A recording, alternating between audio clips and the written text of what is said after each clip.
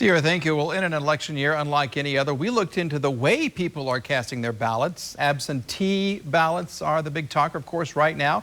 In Tulsa County alone, the election board secretary says up to 130,000 absentee ballots could go out before it's all said and done.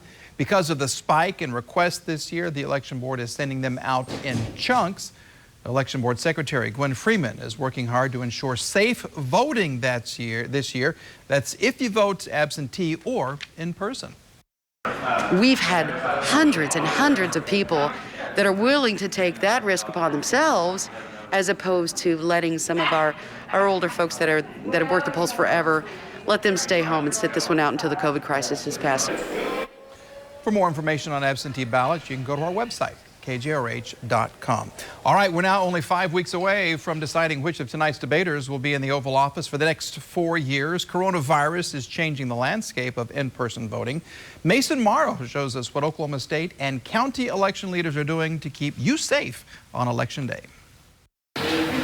Our first and foremost priority is the safety of our poll workers and voters. The most important thing on my mind is keeping our workers and, of course, the voters safe. The issue of high importance for election leaders across the state of Oklahoma. Keep voters clear of COVID when they visit the polls on November 3rd. The bottom line is we've got the safety protocols in place. They have been very effective, I think, in the first 2 elections they've been used in. June's primary election and the runoff in August, 2 successful trial runs, election officials say, for the presidential election. We did find out a lot about, how to conduct an election during a pandemic. Gwen Freeman, secretary of the Tulsa County Election Board, tells 2 Works for You that entails a required 6 feet of distance between voters, mandating masks for poll workers, and sanitizing voting stations. Freeman also says a limited amount of voters will be allowed inside their polling places at one time. They're even giving each voter their own pen to fill out a ballot. We're trying to take every measure possible. The extra precaution, plus the potential for historic voter turnout.